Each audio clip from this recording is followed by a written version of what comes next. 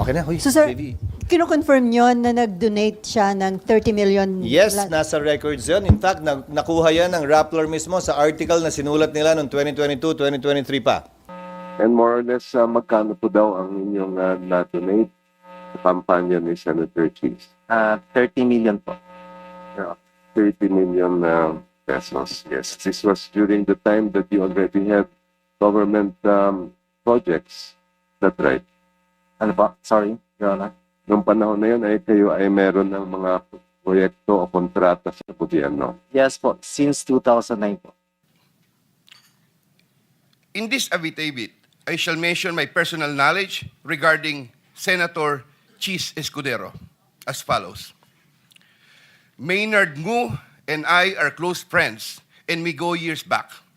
He is also a close friend and campaign contributor of Senator Chiz Escudero. Hi, Chiz! Ikaw ba yan? $30 million man, $30 million man.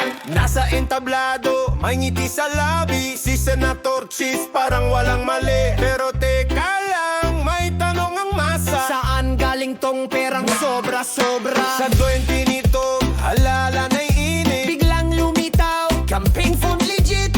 Pero hanggang donor ay isang contractor na may kontrata sa gobyerno. Horror! Hi, Chiz! Ikaw na nga bang tumililindala raman? Sabi ko lang proyekto pero cash ay duman. Sabi mo personal yon, hindi sa kumpanya. Pero teka bossing, di kami tanga.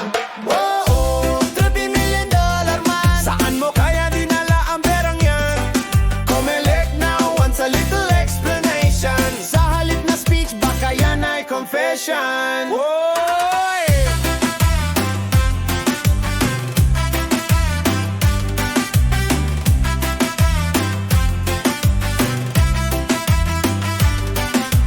Centerways, di lang basura ang dala. May bagsak ng project mula sa D.P.W.H pa. 80 projects daw sa Sorsogon karamihan. Coincidence ba to o investment plan? Mayor ang kapatid, councilor pa ang isa. Lahat may connection, lahat may kabit pa. Sabi mo wala kang nilabag sa batas, pero ang amoy ng kwento mo ay lagnat. Nakacheck ang records, may pangalan ka. Kumakapit sa excuse na pera ko to ha. Pero sa ilalim ng omnibus code, pag may kontrata ka, bawal yan bro.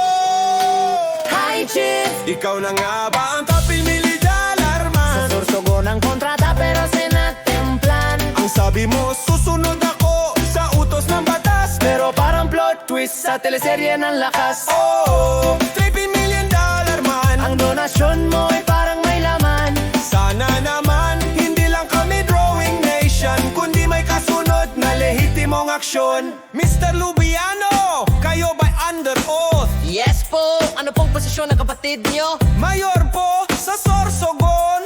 Parang telenovela na may budget. Hi, Chiz! Oh, $30 million man. Nagpapaliwanag na sa bayan. Sana'y hindi ka mag-resign lang for peace of mind. Pero sagot mo'y classic. Legally alive! Hi, Chiz!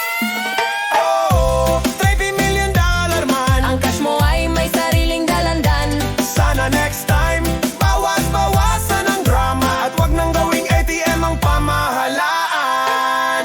Hi, Chiz!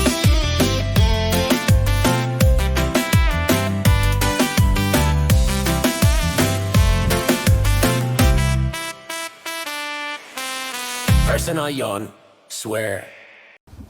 Dito sa Senado, ang sa pagkakaalam namin sa labas, pero hindi ko alam kung may tumutulong, kakuntsaba o kakumplot. Pero tega labas. Sir, taga, Obvious naman siguro yun, kung sino yung pinaka may gusto ng impeachment. Yes. Sir. Uy, magsisingit lang ako. Apo. Sir, Hanggang 11 mambabatas. o'clock lang ako, Mambabatas din, sir. Itong demolition job. Ayon sa aming impormasyon, oo. Okay na, huy, So sir, baby. kino-confirm nyo na nag-donate siya ng 30 million? Yes, nasa records yun. In fact, nakuha yan ng Rappler mismo sa article na sinulat nila noong 2022, 2023 pa. Sir, to be clear, from House of Representatives, yung sinasabi niyo po. Yung impormasyon namin, Pero yung nagde-demolition job sa inyo, taga-house? Yung nagde-demolition. Yung nasa likod ng demolition job, Oo SP, naman. ay taga-house? Di ba nga, nung nakarang linggo naman, may video yung nilabas sa akin sa house at kung ano nung innuendo at insinuation na naman ang pinalabas. As if naman may maling ginagawa. Hindi naman ako nagnakaw doon. Kaya yun, pumasok lang ako. Yes, Nipa. Kasi na-campaign contributor nyo nga raw. So, pa-explain lang po, masama ba to o walang nga. mali dito? Gaya na yung sinabi ko, wala namang sinabi yung Rappler article na illegal na ginawa. Dahil wala naman talagang illegal doon. Kaya lang yung innuendo nga, insinuation at yung malicious timing, kino-question ko. Dahil lumabas ng article to noon pa, inulit lang uli at dinikit dito sa kwentong ito. Ang kwentong ito na insertion, na sabi ko, ang pinakamalaking ang nakuhang pondo, ayon mismo sa paglalahad ng Pangulo kahapon, ay nung niwala ako dito sa Senado. Ako'y gobernador sa aming lalawigan. So, sir, kung sir, magkaroon nung ng senador- Senate investigation, kung magkaroon ng Senate investigation, kahit naging campaign donor nyo yon, hindi yon makakaasa na magiging fair pa rin kayo sa... Ito po ang presidente ng Centerways Construction and Development Incorporated, Mr. Lubiano. Yes po. Yeah. Kailan pa po kayo naging pangulo ng kumpanyang yan?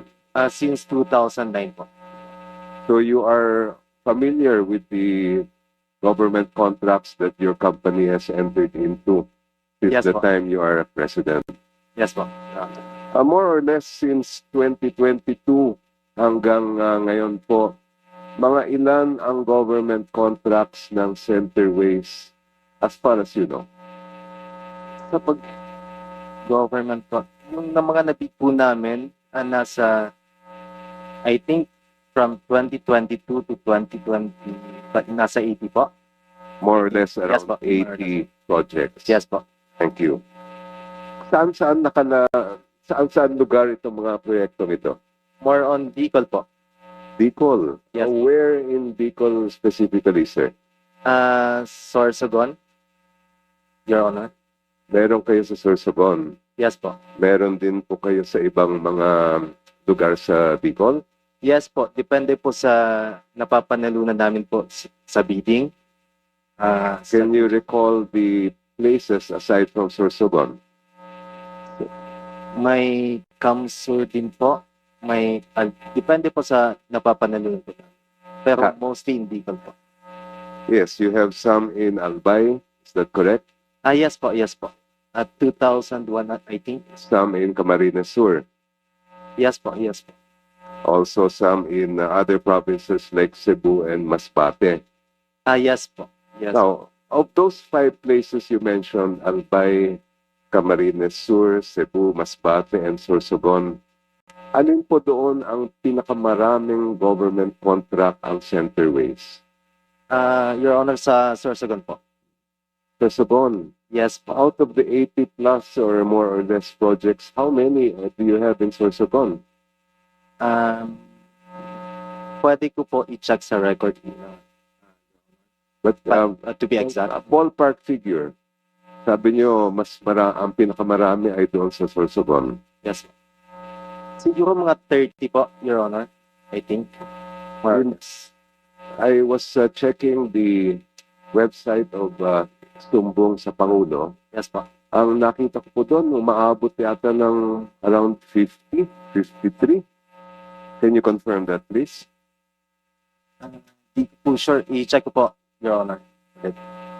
But you're sure that most of your projects came from or are located in Sorsogon? Yes po, Your Honor. Now, you were named as... let me just rephrase that question.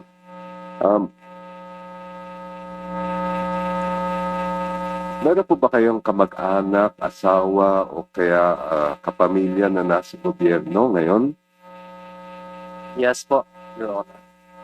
Sino po sila? At anong kanilang posisyon? Pa? Sino po sila? Yung Ah. sinasabi niyong kamag-anak ninyo. Kapatid ko po, Your Honor. And what is his position in government? Mayor po, ngayon. Sa isang bayan sa Sorsogon. Saan po? Sa Sorsogon. Sa Sorsogon. Aside from your brother or is that sister? Wala po akong Sino pa po? Maliban brother doon. ko po, city councilor din po sa Sorsogon. Maliban doon sa dalawang nabanggit ninyo, meron pa ba kayong ibang kamag-anak Wala na na po. nasa government? Sa pagkakaalam ko po, wala na po. How about business partners? Do you have any business partners who are in government? Wala po, Your Honor. In the last elections, last two cycles of elections, 2022 and 2025, kayo po ba ay nagbigay ng donasyon sa sino man na kumandidato, whether local or national, sa huli mga eleksyon? 2022, Your Honor?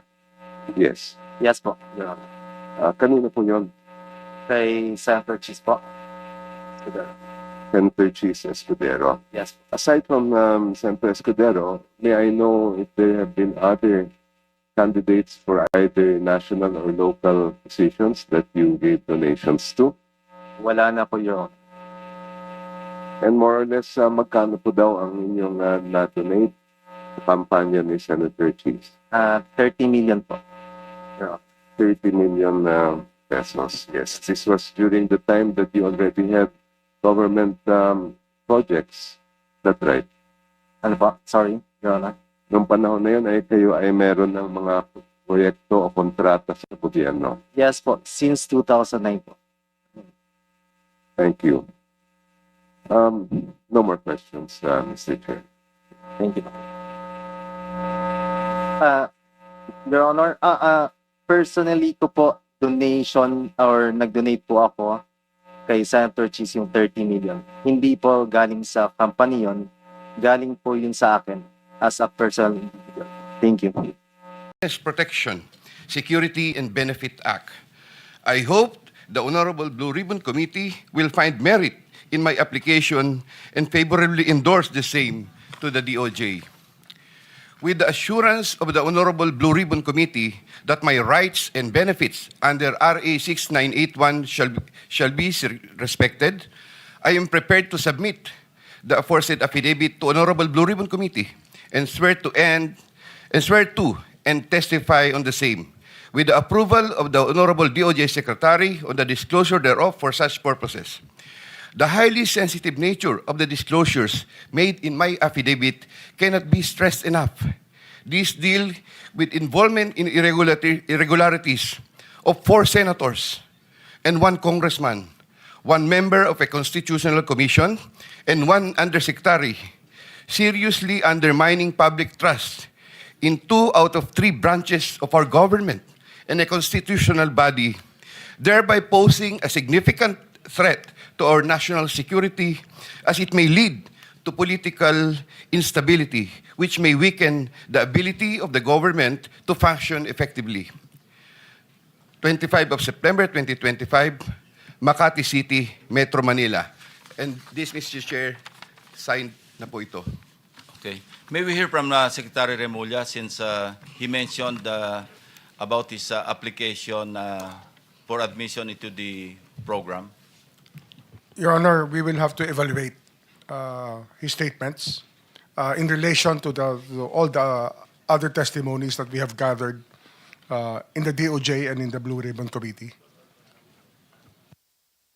The Senate President. Mr. Chairman,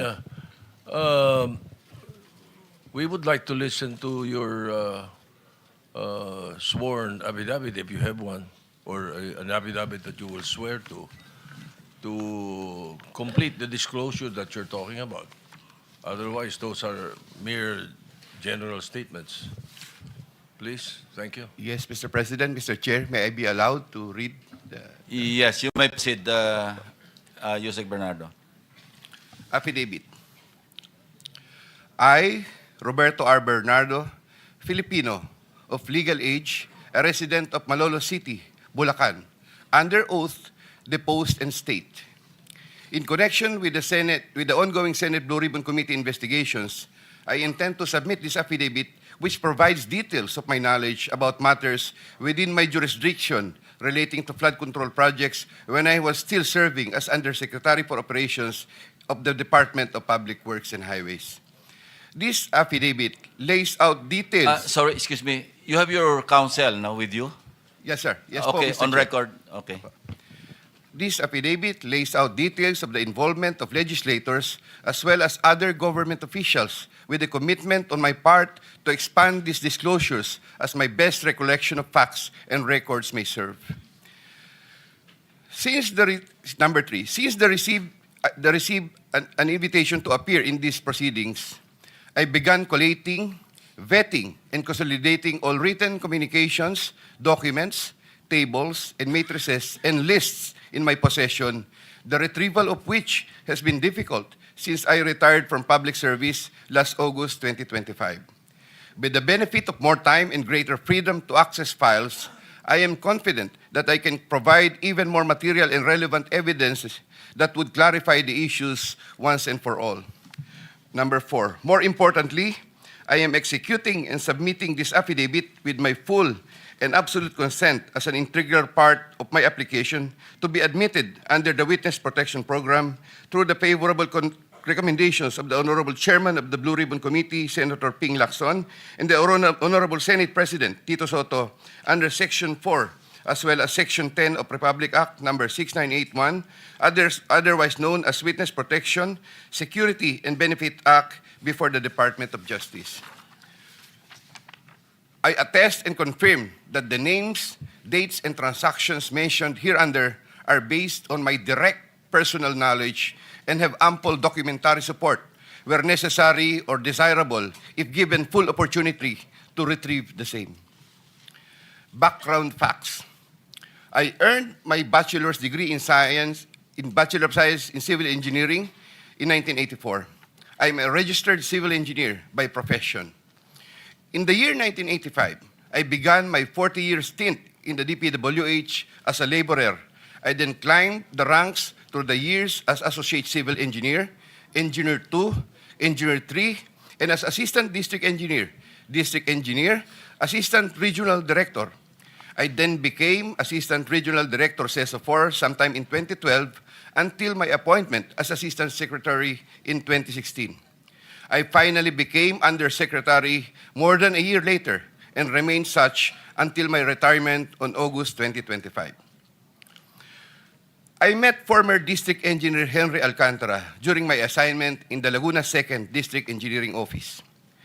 Engineer Alcantara, Engineer Bryce Hernandez, Engineer J.P. Mendoza, and Engineer Algie Jumasig all belong to the Bulacan 1st DEO. 2020-2040 scheme. Sometime after the State of the Nation address of President Ferdinand Bongbong Marcos Jr. in July 2025, and while I was already on sick leave, I heard from Secretary Bunoan for the first time that Engineer Alcantara, Engineer Hernandez, Engineer Mendoza, and Engineer Dumasig were engaged in contracting activities using the licenses of other contractors. Subsequently, Engineer Hernandez confirmed this arrangement through one of the legislative hearings and by other contractors whose license they used. According to Bryce Hernandez, their sharing is 20-20-20-40% from these activities.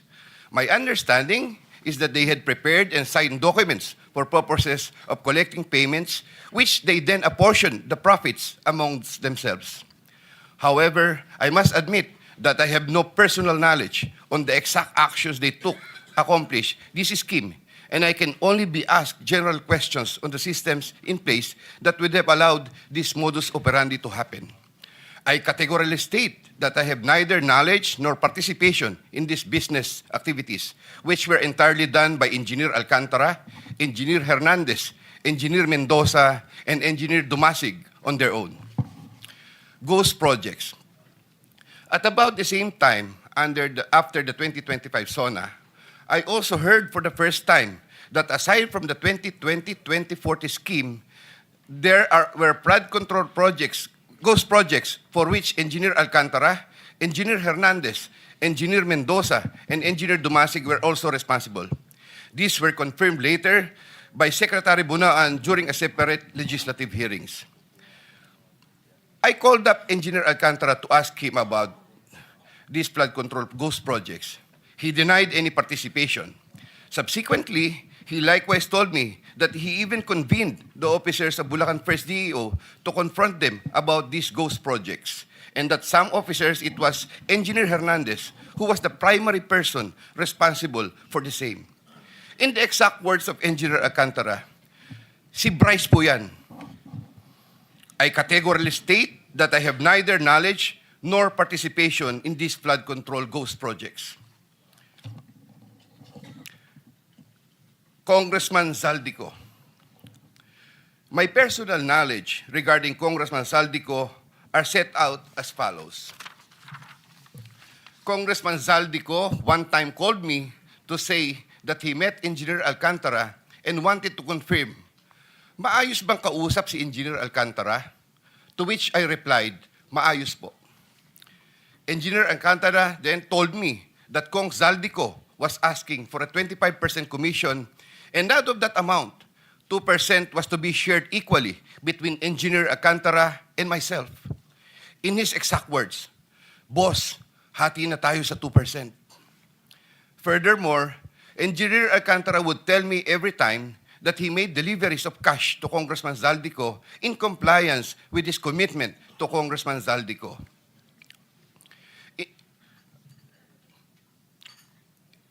In this affidavit, I shall mention my personal knowledge regarding Senator Chiz Escudero as follows. Maynard Ngu and I are close friends, and we go years back. He is also a close friend and campaign contributor of Senator Chiz Escudero. Maynard Ngu asked me to submit a list of projects.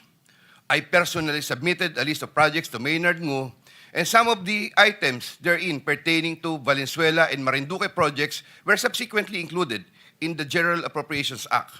A copy of the list of Valenzuela and Marinduque projects is here to attach to this affidavit as Annex A. When I gave him the list, and in relation to the commitment, I asked him, Boss, paano to? Maynard replied, bahala ka na. I asked, Boss, okay na ba ang 20%? Maynard said, okay. After inclusion of the projects in the GAA, I delivered 20% of approximately 800 million or about 160 million to Maynard Ngu, which was meant for Senator Escudero. Finally, I would like to add that deliveries of cash were personally made to me, by me, to Maynard Ngu at his office in Manila. I confirm that Commissioner Lipana requested that he be referred to officers of D.P.W.H Bulacan First DEO. I referred to Engineer Bryce Hernandez. I have no personal knowledge if they were able to secure a project in Bulacan First DEO. Furthermore, and subject to possible referral to an executive session upon the approval of the Honorable Chairman, I attest to the broader systemic issues in D.P.W.H that are widespread. My statements hereunder are based on personal knowledge and direct interactions with the personalities involved with great risk to my safety and that of my family members. I confirm the following. Yusek Trigiv Olaybar of DepEd. Yusek Trigiv Olaybar used to work for Senator Ramon Bong Revilla and Senator Sani Angara before his appointment as Yusek for the Department of Education. Sometime 2010, I met for the first time Yusek Olaybar, who was then working in the office of Senator Bong Revilla. Later, I learned that he transferred to the office of Senator Edgardo Angara and then later to Senator Sani Angara. Sometime 2024. Hi, Chiz! Ikaw ba yan? $30 million man! $30 million man! Nasa entablado, may ngiti sa labi. Si Senator Chiz parang walang mali. Pero teka lang, may tanong ang masa. Saan galing tong perang sobra? Sa 20 nito, halalan ay init. Biglang lumitaw, campaign fund legit. Pero hanggang donor ay isang contractor na may kontrata sa gobyerno. Horo! Hi, Chiz!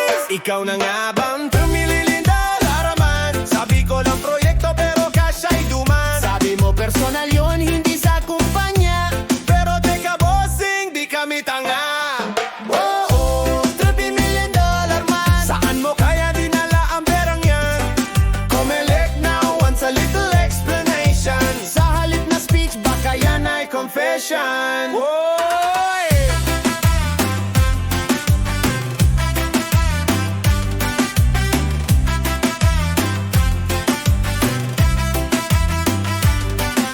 Ang centerways, di lang basura ang dala. May bagsak ng project mula sa D.P.W.H pa. 80 projects daw sa Sorsogon karamihan. Coincidence ba to o investment plan? Mayor ang kapatid, councilor pa ang isa. Lahat may connection, lahat may kabit pa. Sabi mo wala kang nilabag sa batas, pero ang amoy ng kwento mo ay lagnat. Naka-check ang records, may pangalan ka. Kumakapit sa excuse na pera ko to ha. Pero sa ilalim ng omnibus code, Pag may kontrata ka, bawal yan bro. hi Chiz! Ikaw na nga ba ang $2,000,000 man? Sa Sorsogon ang kontrata pero sinatemplan. Ang sabi mo, susunod ako sa utos ng batas. Pero parang plot twist sa teleserye ng lakas. Oh, $3,000,000 man. Ang donasyon mo ay parang may laman. Sana naman, hindi lang kami drawing nation, kundi may kasunod na lehitimong aksyon. Mr. Lubiano, kayo ba'y under oath? Yes po! Ano pong posisyon ng kapatid nyo? Mayor po sa Sorsogon.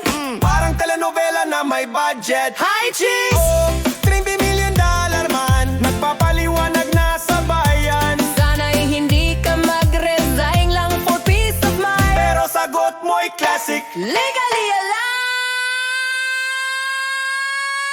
Hi Chiz! Oh, $3,000,000 man. Ang cash mo ay may sariling dalandan. Sana next time, bawas-bawasan ang drama at wag nang gawing ATM ang pamahalaan. Hi, Chiz!